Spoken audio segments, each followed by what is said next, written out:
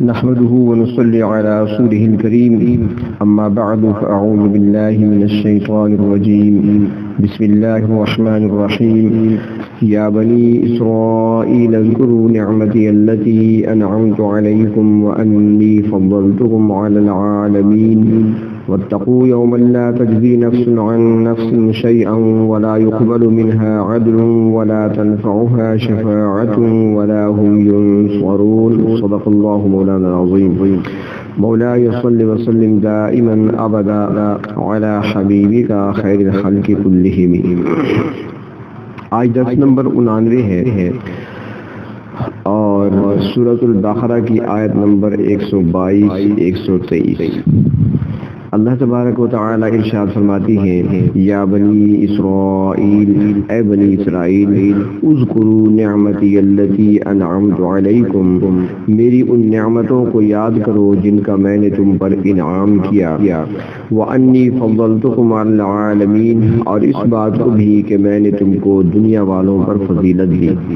واتقوا یوما لا تجزی نفس عن نفس شیئا، اور ڈرو اس دن سے جس دن کوئی شخص کسی جان کی طرف سے کوئی مطالبہ ادا نہ کر سکے گا، ولا يقبل منها عدل، اور نہ کسی کی طرف سے جان کا کوئی بدلہ قبول کیا جائے گا، ولا تنفعها شفاعہ، اور نہ کوئی سفارش فائدہ دے گی، ولا هم ينصرون، اور نہ ان کی مدد کی جائے گی.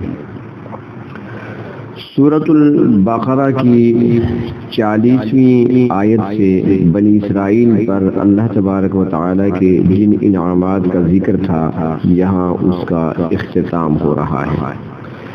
آغاز بھی یا بنی اسرائیل سے فرمایا تھا اور کلام کو مکمل کرتے ہوئے بھی اللہ تبارک و تعالی نے بنی اسرائیل ارشاد فرما کر ان کو اپنی نعمتیں یاد دلا رہے ہیں. اور انہی میں گزشتہ آیات ہی میں بنی اسرائیل کے اندر جو خرابیاں پائی جاتی تھیں، جو بیماریاں پائی جاتی تھیں، گن کر تقریباً 40 بیماریوں کا بھی تذکرہ گزر چکا. تو یہاں پر بنی اسرائیل کو تنبیہ کی جا رہی ہے کہ تم میری نعمتوں، انعامات اور احسانات کے باوجود میری نافرمانیوں میں لگے ہوئے ہو، جن کے کچھ نتائج تو تم دنیا میں بھگت چکے ہو، اور اصل بدلہ قیامت کے دن دیا جائے گا، جس دن نہ کسی کے حق میں کسی کی سفارش کام آئے گی، نہ کچھ معاوضہ لے کر چھوڑا جائے گا، اور نہ ہی کوئی مددگار کسی کو چھڑا سکے گا. اس روز اللہ رب العزت کے جلال اور اس کے غیر معمولی رعب کسی دوسرے کے متعلق کچھ سوچنے، کہنے اور کسی کی طرف دیکھنے کی مہلت ہی نہ دے گا. لہذا دانشمندی کا تقاضا ہے کہ اللہ تعالیٰ کی نافرمانیوں کو چھوڑ کر اس ہولناک دن کے عذاب سے بچنے کے لیے اچھے اعمال کیے جائیں. تو یا بنی اسرائیل سے آغاز فرمایا. بنی اسرائیل کون تھے اس کا تفصیلی ذکر پہلے گزر چکا ہے. اسرائیل حضرت یعقوب علیہ السلام کا لقب ہے جس کا معنی ہے عبداللہ، اور بنی اسرائیل کا معنی ہوگا یعنی اسرائیل کی اولاد، یعنی کہ حضرت یعقوب علیہ السلام کی اولاد. حضرت یعقوب علیہ السلام کے 12 بیٹے تھے، ان میں سے حضرت یوسف علیہ السلام بھی تھے جو اللہ تعالیٰ کے پیغمبر تھے. تو ہر بیٹے کی یعنی کہ 12 بیٹوں میں سے ہر بیٹے کی آگے نسل چلی اور وہ مستقل خاندان بنا. تو 12 بیٹے، 12 قبیلے اس سے وجود میں آئے. تو جب بنی اسرائیل فرعون سے نجات حاصل کرنے کے بعد اس وادی میں پہنچے جس کو وادی سینا کہا جاتا ہے، تو وہاں پر بنی اسرائیل کو اس میدان میں پہنچنے پر اللہ رب العزت نے انعامات کے، احسانات کے دروازے ان کے لیے کھول دیے.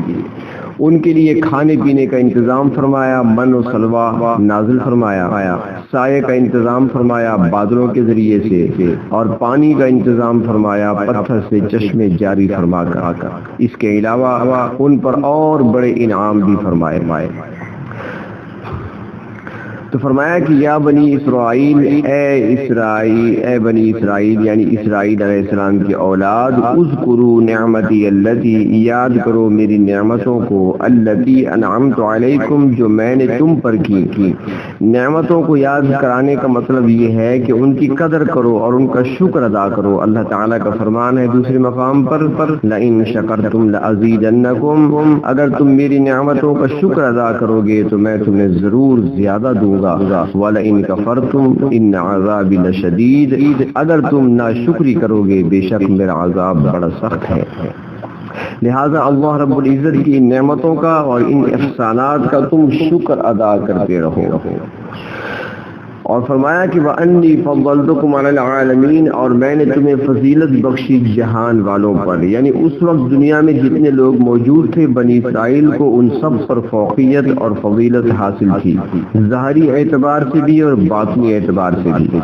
ظاہری اعتبار سے اس طرح کہ اللہ تعالیٰ نے ان کو بادشاہی عطا فرمائی، حضرت یوسف علیہ السلام بادشاہ بنے، حضرت داؤد علیہ السلام کو اللہ تعالیٰ نے خلافت عطا فرمائی، حضرت سلیمان علیہ السلام کو اللہ رب العزت نے بے مثال بادشاہی عطا فرمائی، اور ان کی نسل میں اور کئی بادشاہ بھی ہوئے، اور باطنی اعتبار سے اس طرح کہ ان کو رسالت بھی عطا فرمائی، حضرت یعقوب علیہ السلام سے لے کر حضرت عیسیٰ علیہ السلام تک تقریباً 4000 پیغمبر بنی اسرائیل میں تشریف لائے۔ اگر ایک پیغمبر کسی قوم میں آ جائے تو اس قوم کا سر فخر سے بلند ہو جاتا ہے، آسمان سے جا لگتا ہے، لیکن یہاں پر ایک قوم کے اندر 4000 پیغمبر تشریف لائے، اور پھر 4 بڑی مشہور کتابوں میں سے 3 کتابیں تورات، زبور، انجیل، وہ اللہ رب العزت نے ان کو دی، یعنی وہ بھی بنی اسرائیل کے اندر نازل ہوئی۔ تو اللہ تبارک و تعالیٰ فرماتے ہیں کہ ان نعمتوں اور احسانات کو یاد کرو جو اللہ رب العزت نے تم پہ کیے ہیں، ان کا شکر ادا کرو اور ناشکری نہ کرو، ناقدری نہ کرو ان کی، اور اللہ رب العزت کے احسانات جو تم پر کیے گئے ہیں ان احسانات کو بھلا نہ دو۔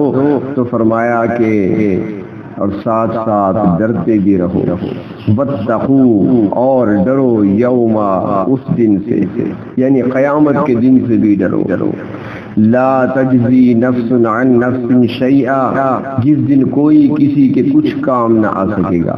اس دن انسان کے بچاؤ کے تمام ذرائع، خواہ و قوت کے ذرائع ہوں یا گریہ و زاری کے، سب ناکام ہو جائیں گے۔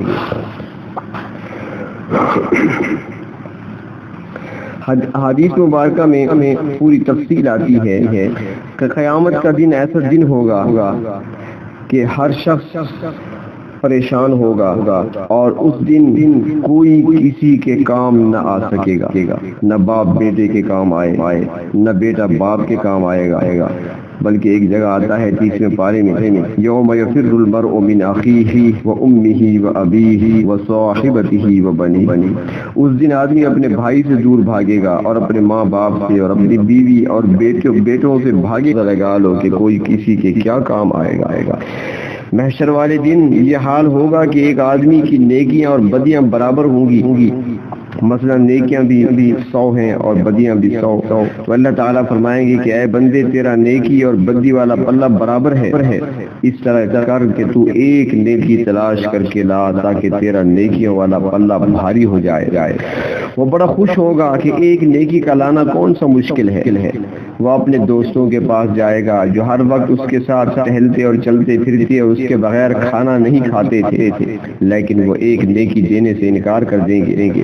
پھر اپنے بھائی کے پاس جائے گا کہ یہ دنیا میں میرا بازو تھا، بھائی بھی انکار کر دے گا۔ پھر باپ کے پاس جائے گا، وہ بھی انکار کر دے گا۔